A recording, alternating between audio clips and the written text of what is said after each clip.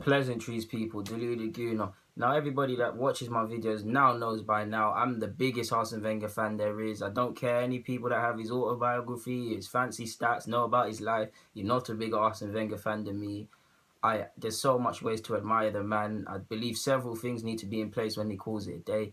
But I'm no Arsene Wenger apologist, as you already know by now. I call it how I see it. I hold everybody accountable where I see it.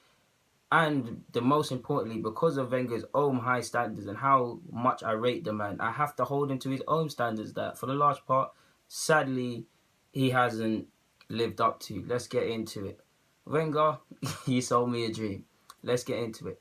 06 to 012, in my opinion, we've already spoken about it, will go down as Arsene Wenger's greatest period at this club. We knew our club was heading in a different direction as to others. We had to sell certain players to make ends meet, and they went and won stuff on the sporting front. Of course, it hurt, but their moves were justified. That's the harsh reality. We knew our club wasn't going to do certain things. Our club relied on FFP to kind of keep the restrictions in place. When we're going through this period, it didn't work.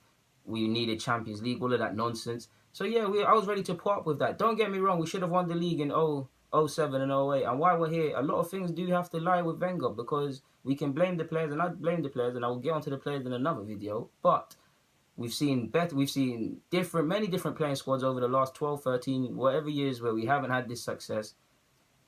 Different playing squads, same feeble, weak mentality. Like the images of Gallas being an idiot at St Andrews is still etched into my head, and I've now got images of Koscielny looking around clueless.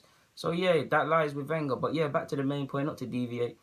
06 to 012, all right, fine. We've now come out of financial constraints. I believe Ozil was signed that summer, 40-odd million. Okay, we're showing we're on stuff now. The next year, Alexis comes in. And bear in mind, we were told 3 years and we're going to challenge.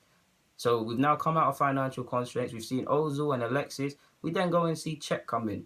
We're now seeing certain players come to the fruition of our labour, because they're now getting into their peak. We're seeing our young English players become of a decent quality. We're seeing numerous players come up.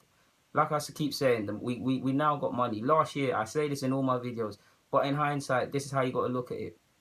I'm a big Fergie fan as well. Anyone who knows me knows football works in 3-year cycles. Any big club changes around 3 years. So I'm looking at that. I'm looking at that very 3-year cycle and seeing what we're going to almost lost my train of thought. What we're going to bring to the table there.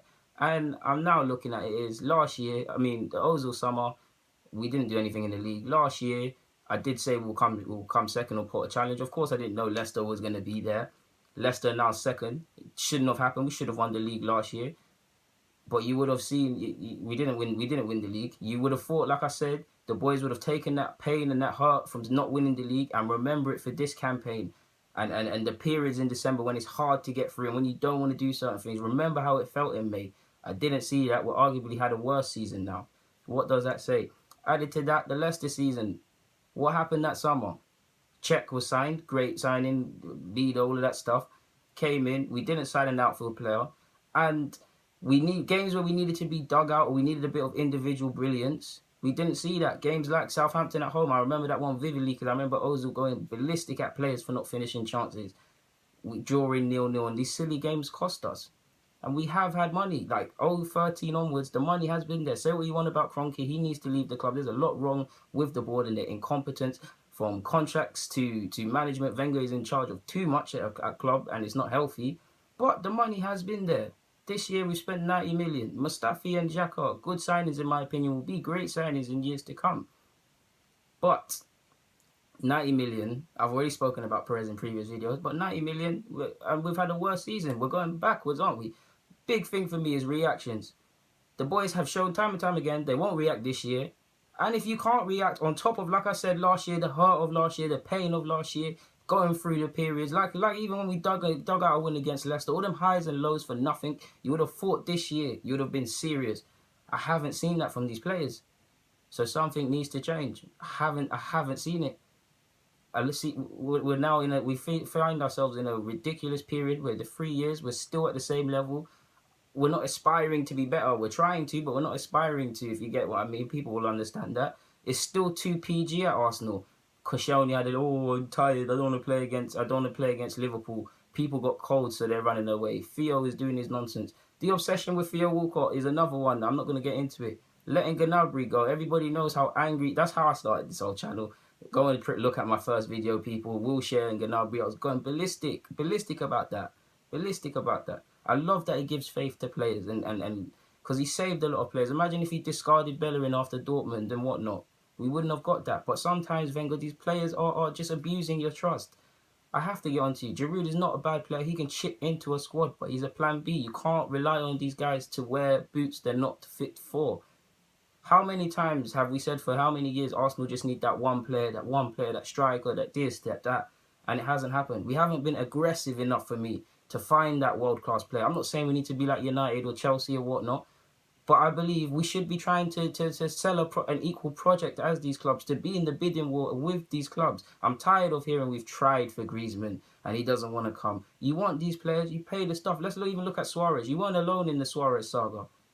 It was the board, but 40 million in a pound. Why are we messing around? Suarez is in the paper begging to join Arsenal. What are we doing for a team that aspires to be like Bayern Munich and them teams? What are we doing? What are we doing? Finally, people say Wenger can't adopt. He's stupid. He's not. He's an intelligent man. He's arrogant. As you heard me, 38 games in the Prem, you can't play Wenger ball. You need to be able to play 2-3 different ways from me. And we've shown we can play that. Like you saw against Munich last year when we won. Like you saw against City, it worked for the first half. When we press forward, when we press from the front aggressively, we're decisive in our passing. We're not just playing possession for the sake of it. That is a sort of style I would like to see. I'd like to see 4-3-3 a bit more. I've seen us adapt. But no, we've chosen to have pointless possession, to do Wenger ball, for players not to stay disciplined. And all of that lies with the manager. The back four, last point, the back four, we keep making the same mistakes. I keep saying in all my videos, go and look at United away last year. Go and look at West Ham away last year. Go and look at Chelsea. If you want anyone, hit me up on Twitter. I'll find more examples for you. But we're conceding the same goal. The players are choosing to make that mistake. The manager is choosing not to improve that. Because if you need to improve your back line, what are you going to do? You're going to make sure. Do you think if Fergie had this problem, another great idol of mine, big up Fergie, but do you think if Fergie had this problem, it would still be persistent? We'd still be conceding the same goal? No, you wouldn't. Deluded Gooner, I'm out, guys. I hope you enjoyed that. In conclusion, that's it. Wenger, I love you.